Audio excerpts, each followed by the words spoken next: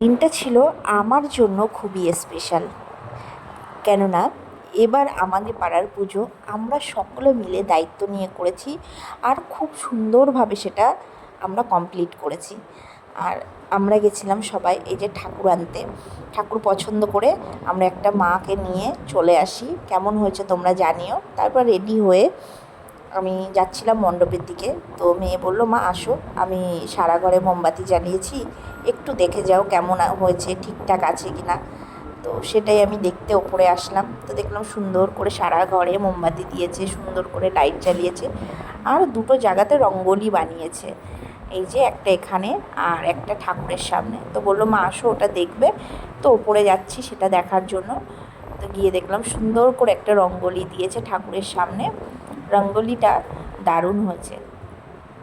তারপর ওপরে গেছিলাম, বাজি ফাটাচ্ছে ছেলে, সেটা দেখার জন্য। দেখলাম সারা সিঁড়িতে দিয়েছে, খুব সুন্দর লাগছে। তবে দেখলাম ছেলে বাজি ফাটাচ্ছে, সেটা দেখে আমি চলে গেলাম মণ্ডপে। সারা রাত সেখানে ছিলাম। তারপর ভোরবেলাতে ফল প্রসাদ বানিয়ে আমি চলে আসি বাড়িতে। নেক্সট পার্ট আসছে।